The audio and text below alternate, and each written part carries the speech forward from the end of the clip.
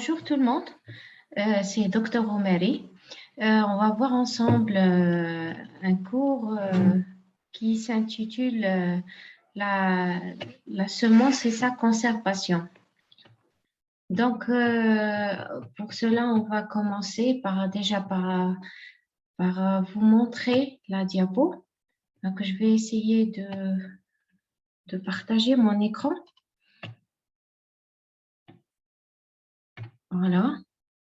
Voilà. Donc, on va parler de la semence et de sa conservation. Alors, la semence, en fait, elle se présente sous différentes formes. Quand on dit semence, c'est tout simplement une partie du matériel végétal qui est utilisé pour la multiplication à grande échelle. Donc, ça peut être des graines, ça peut être des tubercules, comme ça peut être des plantes. Et donc, cette semence, elle a besoin d'être contrôlée et garantie. Cette garantie, elle est faite sous deux formes. Elle est faite au niveau du champ par le suivi des instituts de recherche. Et de la deuxième des choses, elle est garantie par l'emballage en lui-même. C'est l'étiquetage qui donne une certaine forme de garantie que nous allons voir ensemble. Donc, alors, je pense que ça se complique pour moi. Alors, pourquoi contrôler la semence? Voilà, donc le problème essentiel est que l'acheteur ne peut pas vérifier instantanément et visuellement la bonne qualité du produit. Bien sûr, il a besoin d'une certaine garantie visuelle qui l'emmène à une certaine décision pour l'acheter. Alors, les instituts de recherche qui interviennent dans le suivi de la qualité et la garantie qualitative de la semence. Vous avez en Algérie l'INPV, le CNCC, l'ITCMI. L'INRA, elle est beaucoup plus orientée vers la production et la production de nouvelles variétés ou l'amélioration qualitative ou quantitative. Il y a également l'étiquetage ou alors l'étiquette qui est fournie par le CNCC et l'INPV. Donc, si par exemple un acheteur n'a pas ce type de garantie, il ne peut s'aventurer à la vente officiellement. Donc, ça rentre dans ce cas-là dans la semence non officielle. Alors, pour l'emballage, il est très important selon le type de semence.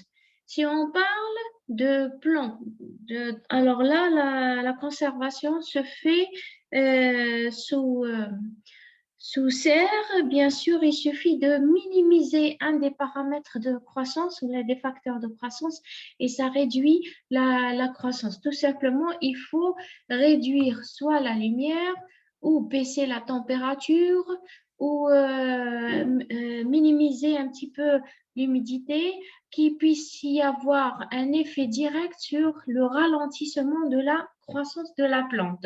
Ça, c'est très général.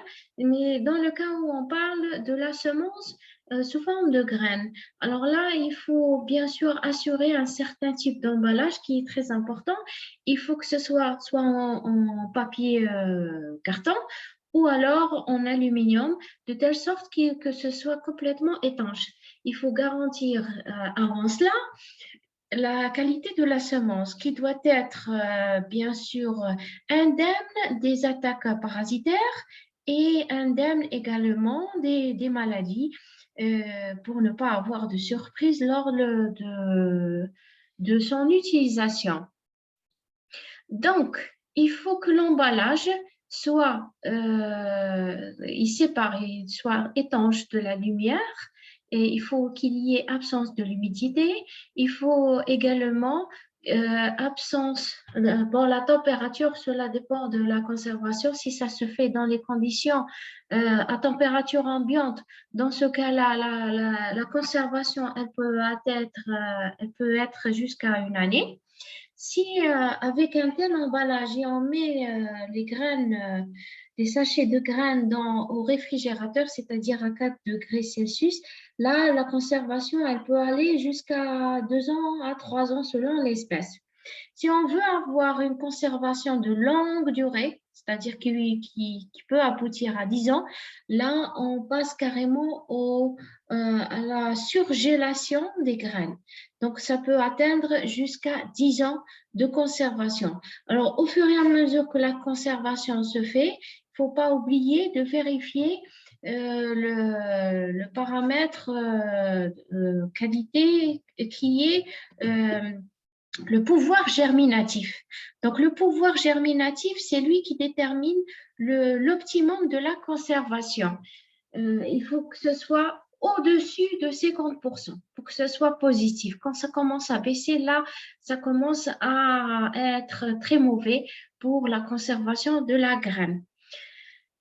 Bon, alors, quand on a un emballage hermétique ou semi-hermétique, il faut que l'étiquetage englobe le nom de la société de vente, l'espèce, le nom de l'espèce mise en vente, c'est-à-dire le nom scientifique et le nom vernaculaire. Il faut qu'il y ait également le pays, la catégorie, le numéro du lot, bien sûr le nom du pays, on en a dit, le poids net. Vous avez le traitement, s'il y a eu traitement des graines ou pas, est-ce qu'elles sont biologiques ou non biologiques? Voilà. Donc, ça, c'est un exemple de l'étiquetage. Comme vous voyez, là, c'est le poids. Ça, c'est le niveau de graines. Eh ben, vous avez un plan certifié, c'est-à-dire contrôlé par les instituts de recherche. Voilà, vous avez le rendement qui est très important. Il faut qu'il y ait une évaluation du rendement, soit très bon, bon ou moyen. Donc, cela détermine également le temps de conservation, si on peut le conserver à longue durée ou pas du tout.